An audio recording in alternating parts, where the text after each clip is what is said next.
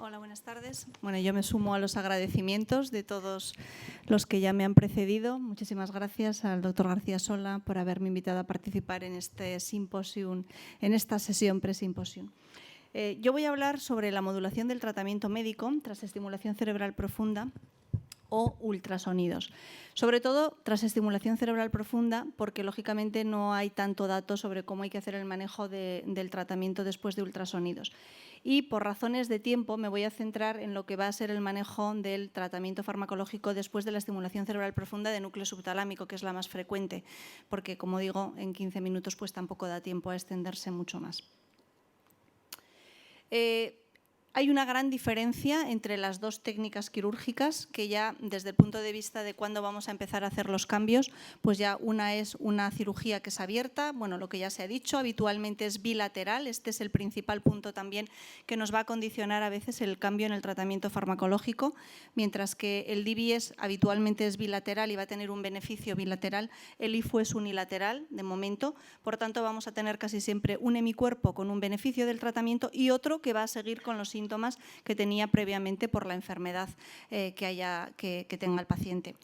En uno vamos a tener unos electrodos que se implantan que van a través de los mismos administrarse una corriente eléctrica que va a modular la actividad neuronal y no es una lesión, no es una cosa fija, sino que se va a producir una modulación de la actividad neuronal que va a tener unos efectos motores y que habrá que hacer cambios sinérgicos con el tratamiento. Mientras que en el otro vamos a tener una lesión que es establecida por termocoagulación y que no es modificable, con lo cual el efecto está ahí y el ajuste del fármaco pues va a ser siempre más simple porque ya sabemos que hemos conseguido con la termocoagulación. Y con la estimulación pues podemos hacer muchas variaciones en cuanto a la topografía que vamos a estimular en el núcleo, la forma y el volumen de estimulación. Empezando por la estimulación cerebral profunda, unas consideraciones de tratamiento que yo creo que hay que tenerlas en cuenta y que quizás no hay esta consideración en el IFU, que es el hecho de que aquí estamos haciendo una cirugía abierta, como he dicho, implantando electrodos. Hay una trayectoria que se va a realizar a través de lóbulos frontales hasta llegar al núcleo subtalámico, varias en el caso de que hagamos un microrregistro, y esto nos puede originar, sobre todo al principio, lo veíamos con mucha frecuencia cuando se incluían en el tratamiento quirúrgico pacientes que podían tener lo que actualmente sabemos que es un deterioro cognitivo leve, pacientes con una situación ya, digamos, de una evolución en la neurodegeneración cerebral pues un poquito más avanzada. Estos pacientes no es nada infrecuente que realizaran cuadros confusionales y todavía si se implanta alguno así lo siguen realizando, como es lógico, que hay que tratarlos pues con benzodiazepinas o con antipsicóticos atípicos tipo clozapina o quetiapina. Y esto hay que tenerlo en cuenta en el manejo del fármaco y el primer manejo del paciente si aparece un cuadro confusional de estas características. En estos pacientes y en todos, no solamente por el posicionamiento del electrodo verificar que está bien, sino hay que realizar también una técnica de imagen para poder valorar si hay cualquier otro evento que nos pueda provocar un cuadro confusional más allá del cuadro confusional, como digo, por el procedimiento quirúrgico y que nos puede obligar al tratamiento con estos fármacos. Y ya acabado este punto inicial, que no todo el mundo además tiene por qué presentarlo, pero en los días siguientes ya vamos a empezar con lo que es la programación propiamente dicha. El manejo del tratamiento no puede hacerse de manera independiente a la estimulación. Entonces yo en la charla me voy a referir todo el rato a cómo vamos a manejar los fármacos conforme vamos realizando la programación del paciente, puesto que es una acción sinérgica, a diferencia de la lesión, como decía al principio. Inicialmente al paciente le tenemos que intentar mantener solo con levodopa, pero con una dosis que sea parecida, un poco más baja, pero parecida a la que el paciente tenía previamente antes de realizarle el tratamiento quirúrgico. Y vamos a quitar los agonistas dopaminérgicos porque la programación va a tenerse que realizar en off-medicación. Nosotros con la estimulación queremos proporcionar al paciente el mejor beneficio posible en su situación parkinsoniana y por tanto tiene que estar sin fármacos para poder ver el temblor, la rigidez, la cinesia sobre las que vamos a estar actuando en esa programación que vamos a realizar al paciente. La programación, por tanto, se puede hacer de distintas maneras. Podemos elegir un único electrodo para programar una estimulación monopolar. Podemos elegir dos, que nos cambia la forma del campo, como ven aquí más a la derecha, que esto lo vamos a hacer en función de los efectos beneficiosos y de los efectos secundarios que nos vayamos encontrando. Podemos modular no solo la forma del campo, sino que la corriente eléctrica puede ser mayor o menor, modulando la anchura de pulso, modulando la frecuencia y modulando la amplitud. Entonces, ¿cómo vamos a nosotros empezar a programar? Pues habitualmente lo que se hace es, se comienza en monopolar, tratando de ponernos en aquellos contactos generalmente dorsales que sabemos por anatomía que van a estar en la zona motora del núcleo subtalámico, manteniendo constantes una anchura de pulso habitualmente alrededor de 60 Hz y una frecuencia alrededor de 130 Hz, y vamos subiendo poco a poco la amplitud de 0,5 voltios en 0,5 voltios generalmente, hasta buscar efectos beneficiosos o efectos secundarios. Es decir, hay que buscar siempre cuál es el contacto óptimo que produce el mayor beneficio con menos efectos secundarios.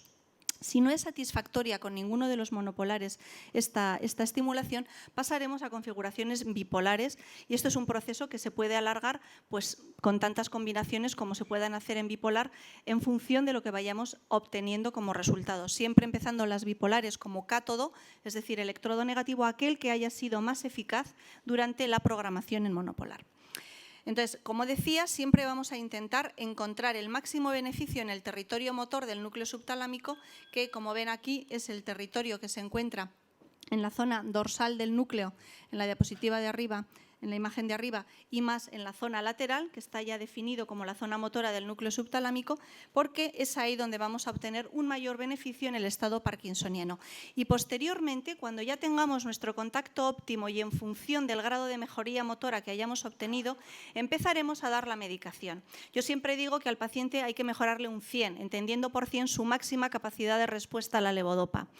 Lo que intentamos con la estimulación es colocar el electrodo en el mejor sitio posible del núcleo subtalámico, que vayamos a tener una buena estimulación de la zona motora para poder conseguir acercarnos al 100. Si conseguimos el 80, mejor que el 50. Y lo que no consigamos con la estimulación es lo que tendremos que poner con medicación. Por eso no se puede entender el ajuste de medicación sin ponerlo en el contexto de lo que hayamos obtenido con la estimulación. Pero no solo en el efecto terapéutico, también en los efectos adversos, como veremos a continuación.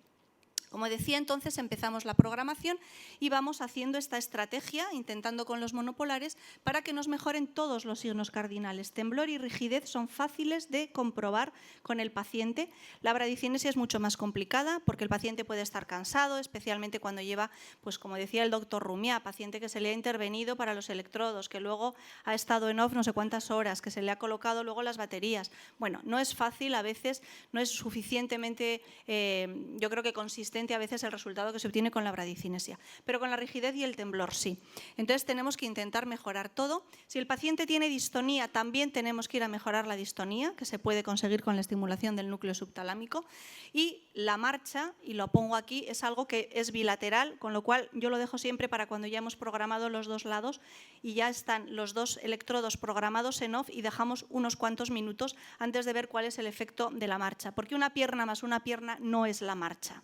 Entonces, esto es importante tenerlo en cuenta.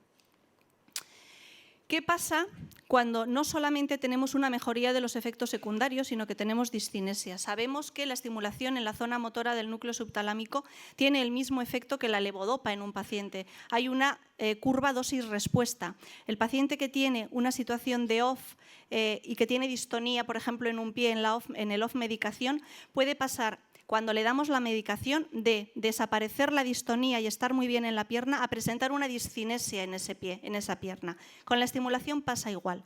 Podemos encontrar una gran mejoría motora, pero en muchas ocasiones, cuando vamos estimulando, nos encontramos que hemos dejado al paciente muy bien y volvemos a los 10 minutos o a la media hora y está con discinesias. Tenemos que bajar la dosis, tenemos que bajar la estimulación y tendremos que ir reduciendo la amplitud. Dos estrategias: bajamos a 0 el voltaje y luego vamos subiendo poco a poco entre cada incremento, dejando tiempo 10-12 minutos para ver si reaparecen las discinesias, o lo contrario, vamos bajando poco a poco hasta buscar el umbral en el que desaparecen las discinesias. Esto hay que hacerlo con mucha calma porque se produce un efecto también como de tolerancia. El paciente puede tener un poquito de discinesias, pero le dejamos un tiempo y van a desaparecer. Y entonces podremos volver a subir. Y hay que hacerlo muy despacio. Durante ese tiempo, el manejo de la medicación es con muchísimo cuidado, porque hay veces que no podemos darle más que muy poquita medicación y bajando la estimulación. Una vez que ya sepamos claro cuál es el umbral que tiene para las discinesias, es a partir de ese momento cuando vamos, una vez establecido este umbral, a esperar unas pocas horas y vamos a establecer la dosis de medicación. Bueno, esto es simplemente para decir que cuando las discinesias aparecen con unos voltajes muy bajos, a veces hay que esperar hasta 12 y 24 horas para que se estabilice la situación y podamos hacer nuevos incrementos de amplitud. Como digo, siempre hay que buscar el umbral discinético. ¿Qué hacemos una vez que ya tenemos este umbral discinético? En el paciente que no ha tenido discinesias, como digo, si hemos conseguido una mejoría en el estado parkinsoniano, empezaremos a administrar una dosis de medicación más alta. Pero si ha tenido discinesias y hemos encontrado este umbral en el que no las está teniendo, tendremos que ir con dosis muy pequeñitas de medicación. Iniciaremos unos 50 miligramos de medicación porque el efecto es sinérgico. Se va a sumar el efecto antiparkinsoniano y el efecto discinético de la estimulación con el de la medicación.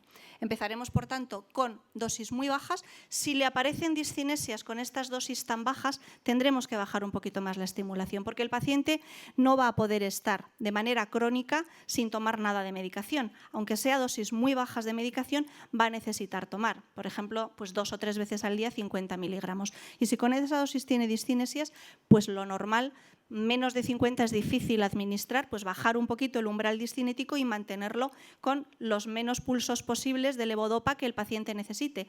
Lógicamente, si tiene discinesias es porque está muy bien desde el punto de vista motor y jugaremos ahí con las dos cosas.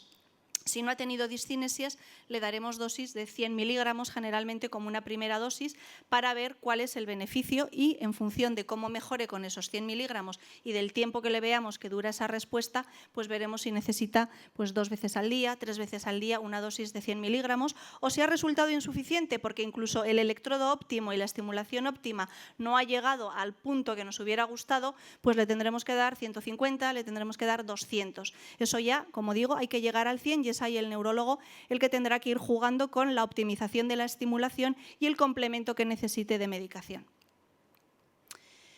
Como decía, tienen un efecto aditivo, tanto en el efecto motor como en las discinesias, y esto es lo que tenemos que estar todo el rato buscando. Una cosa importante es que a veces se produce el fenómeno de tolerancia y igual hemos dejado al paciente bien y en unas 3 semanas empeora. Eso es bastante habitual y es frecuente en esas ocasiones tener que subirle la estimulación. Primero, siempre la estimulación, porque lógicamente queremos obtener el máximo rendimiento posible de nuestra estimulación. También hay que tener en cuenta que durante los primeros días existe un efecto impacto, un efecto edema o lesión light que se dice por el propio implante del electrodo, y entonces en esas ocasiones el beneficio, digamos, puede desaparecer conforme va desapareciendo este efecto que ya produce este impacto que ya produce un efecto de por sí, y podemos necesitar incrementar la estimulación, y si no lo conseguimos solo con estimulación, pues ajustar la medicación en este punto. Por tanto, mientras estamos programando, solamente vamos a tener tratamiento con levodopa, vamos a evitar los agonistas porque nos va a permitir realizar todos estos ajustes y las veces al día que nosotros necesitemos volver a evaluar al paciente. La dosis total habitualmente ya a partir de este momento se suele establecer una vez que hemos dejado al paciente ya bien programado, digamos que en torno al 50% de la que tenía previamente. Esto es variable. Digo un 50% entendiendo que puede haber una media de mejoría pues de un 50%, digamos, con todos los pacientes, pero el paciente que ha mejorado mucho necesitará menos y el paciente que ha mejorado menos pues igual necesita algo más. Una vez que al paciente ya le vayamos a dar, digamos, de alta, ya estamos ajustando, ¿qué hacemos? ¿Lo dejamos solo con levodopa o le ponemos agonistas dopaminérgicos? Durante mucho tiempo le dejábamos solo con levodopa o solo con agonistas o hemos hecho un poco de todo. Yo creo que a día de hoy, sabiendo que la retirada de los agonistas nos puede producir con frecuencia el síndrome de retirada, el efecto este de apatía, una sensación bueno, de no beneficio, porque el paciente puede estar muy bien motóricamente, pero su calidad de vida no le interesa, lo que todos conocemos, pues yo creo que hay que jugar de una manera muy personalizada con cada paciente, porque igual hay un paciente al que le retiramos los agonistas y está muy bien motóricamente y todos tenemos esa vivencia, pero no está bien y hay que ponerle una pequeña dosis de agonista. Pues, por ejemplo, esta mañana revisaba una señora que tomaba 0,26 miligramos de mirapexin, porque si toma más se siente como un poco irritada y si toma menos está apática. Con 0,26 está perfecta. Bueno, pues ya está. Si el paciente ha tenido muchas discinesias previamente, pues igual es un paciente en el que justo nos pasa lo contrario. Tendremos que igual utilizar menos dosis de levodopa, igual le tenemos que poner un poquito más de agonista. ¿De acuerdo? O sea que una vez más, según lo que hayamos tenido de estimulación y cuál el background del paciente, pues tendremos que jugar un poquito ahí con los fármacos. Aparte de este efecto motor antiparkinsoniano y este efecto secundario de las discinesias, que en el fondo, bien tratadas las discinesias y bien reguladas con fármacos y con la estimulación es muy bueno, porque al final siguen con una situación de beneficio muy bueno, también puede haber problemas no motores. Todos estos problemas, no lo he mencionado, pero durante la estimulación, lógicamente, la cápsula interna puede estimularse porque la corriente se puede extender a la cápsula y el paciente puede tener contracciones tónicas pues, de la boca, del brazo, etcétera, que nos van a obligar a reducir la intensidad de la corriente o nos van a obligar a hacer una configuración bipolar tratando de que sea como más ovoide el campo y no tan esférico, de manera que así no llegamos a contactar estas fibras. Pero también puede haber efectos no motores y entre los efectos no motores, bueno, pues están todos estos que generalmente son por extensión también una vez más del volumen de activación tisular a todas estas zonas periféricas. Pues puede haber, perdón, creo que he pasado una, pues puede haber parestesias que todos conocemos por la estimulación lemniscal, trastornos de tipo oculomotor, desviación conjugada de la mirada, apraxia de apertura palpebral, distintos efectos autonómicos o algunos inespecíficos como mareos, sensación pues, de malestar general, etcétera, o hipofonía y disartria. La mayor parte de estos se van a controlar, no tenemos que preocuparnos mucho por la medicación porque son efectos secundarios que se deben, como digo, al campo eléctrico estimulando otras áreas y por tanto habrá que ajustar muy bien la estimulación. Pero hay algunas, como se trata, bueno, y se deben a estas áreas, aquí están un poco señaladas las distintas áreas a las que se puede extender la corriente y que nos van a producir los distintos efectos que acabo de mencionar. Pero hay dos de ellas, que son la apraxia de la apertura palpebral y la hipofonía y disartria, que tenemos que tener, hablando de medicación, que es de lo que me toca hablar, especial cuidado. ¿Por qué? Porque en ocasiones no son solamente por un efecto secundario de la estimulación, sino que se pueden deber y se pueden mejorar también a asuntos farmacológicos. En el caso concreto de la apraxia, hay muchas ocasiones que el paciente no podemos evitarla, por más que programemos y mejoremos la estimulación, y pueden llegar a tratarse con inyecciones de toxina botulínica. En realidad no es una apraxia, sino que es un blefaroespasmo, ¿de acuerdo? Bueno, como se hace habitualmente. O también algunos pacientes pueden mejorar la apertura palpebral con levodopa, con lo cual deberemos valorar individualizadamente a cada paciente. Los casos de hipofonía y de disartria, hay veces que la disartria, muchas, es por efecto de la estimulación, pero puede haber también una hipofonía y disartria que han ocurrido porque le hemos bajado demasiado la medicación. Entonces tendremos que probar siempre con una dosis aguda de levodopa si esto realmente puede mejorarse. Y también puede haber problemas no motores en la esfera emocional. Ya lo he mencionado brevemente, pero por los ajustes farmacológicos que podemos hacer al paciente, podemos encontrar que producimos un cuadro de anedonia. Si le hemos quitado demasiado los agonistas, un cuadro de apatía. Entonces tendremos que incrementar la dosis de agonistas, fundamentalmente, o de levodopa. En algunos casos podremos tener que jugar con fármacos ya más de tipo psiquiátrico, como por ejemplo inhibidores de recaptación de serotonina o con psicoterapia o algún tipo de tratamiento alternativo. Pero en mi experiencia, cuando ocurre esto después de la estimulación, generalmente es porque hemos bajado demasiado la dosis de medicación. Y lo primero que hay que tratar es ver si con agonistas o en el caso de que no pueda tomar agonistas o que no mejore con agonistas, probar con levodopa. Pero generalmente en mi experiencia van mejor los agonistas. Y lo contrario, también puede haber un efecto de manía, un efecto de euforia, que lo primero de todo habrá que asegurarnos que no sea un efecto secundario de la estimulación, porque cuando estimulamos con los contactos ventrales, al contrario de los dorsales que están en la zona motora, según cómo esté posicionado el electrodo, una estimulación con estos contactos puede provocar que esta zona más ventral, más límbica del núcleo subtalámico, en la estimulación de esta zona aparezca este efecto. Entonces habrá que apagar los electrodos, ver si desaparece el efecto y tratar de configurar un campo de actuación alejado de esta zona, centrándonos más en la zona más motora. Si no tiene que ver con la estimulación y el efecto es de una manía, que el paciente está así, pues tendremos que valorar si igual en el ajuste farmacológico que le hemos hecho le hemos dejado demasiado agonista, pues porque nos ha parecido, por la razón que sea, que era más conveniente y tendremos que intentar retirar los agonistas dopaminérgicos o la dosis de levodopa.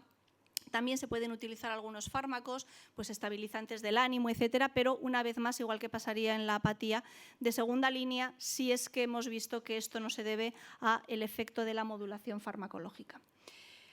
A largo plazo, bueno, tener en cuenta lo que he dicho, que puede aparecer el efecto de la lesión y en 3-4 semanas tenemos que ajustar medicación, que podemos tener que ir aumentando la amplitud, que hay que hacer una adaptación gradual y que a partir de X tiempo, 3, 4, 5, 6 meses, es raro tener que estar haciendo ajustes de estimulación. Ahí ya vemos que el efecto ya está como estabilizado, ya hemos probado lo que es mejor posible y tendremos que manejarnos con la medicación.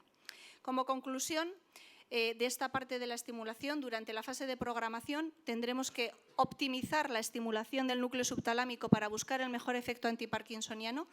Cuanto más efecto con el DBS, menos levodopa vamos a necesitar y viceversa. Cuanto menos efecto, más levodopa necesitaremos en esa fase, siempre considerando el efecto antiparkinsoniano y las discinesias que aparezcan. Y después de que ya la programación está fijada, tendremos que dar bajas dosis de agonistas, en mi opinión, para evitar el efecto retirada, y bajas dosis de levodopa, no más de 3 veces al día y idealmente en dosis bajas. Si aparecen discinesias, disminuir a la baja la levodopa o aumentar un poquito los agonistas si es que nos hace falta, si el problema es fundamentalmente disquinético, si nos hace falta aumentar estimulación dopaminérgica para mantener una situación estable y ajustes de estimulación y con la apatía y la impulsividad jugar con los agonistas dopaminérgicos de manera contraria. Y para terminar, como ya he anunciado, con el tratamiento del IFU tenemos un escenario completamente diferente, es un efecto unilateral. Voy a hablar solamente de la experiencia en el temblor, porque yo no tengo experiencia en la estimulación de núcleo subtalámico. Podría hablar de lo que ha pasado con los pacientes que se han tratado con radiofrecuencia, como ha mencionado antes el doctor Obeso en el grupo de La Habana, pero no es el caso. Tenemos que hablar de IFU, ya veremos. Quizás él nos puede ilustrar al respecto. Pero en el tratamiento del temblor esencial, si el paciente ha tenido un temblor que era fundamentalmente unilateral o prácticamente unilateral, cosa que es rara, pero si se diera el caso y el temblor le desaparece, pues entonces se puede plantear el suprimir el fármaco, porque no habría nada que controlar si en el otro lado no tiene temblor, o reducirlo en el caso de que en el otro miembro el temblor sea muy diferente, sea muy inferior al tratamiento que ya nosotros hemos realizado y hemos mejorado el temblor. Si el tratamiento es muy grave y bilateral, pues lógicamente habrá que mantenerlo, porque si retiramos el fármaco en el lado que no ha sido tratado, lo que vamos a hacer es agravar el temblor que al paciente todavía le queda.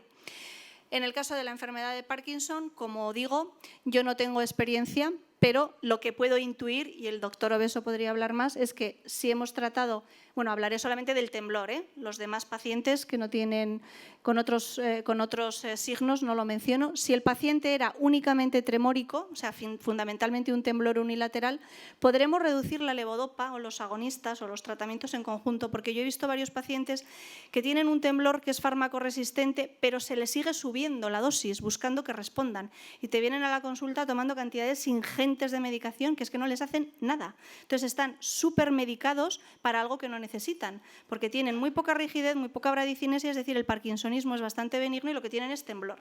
Entonces, si ese es el caso, les quitas el tratamiento, les puedes reducir mucho el tratamiento farmacológico.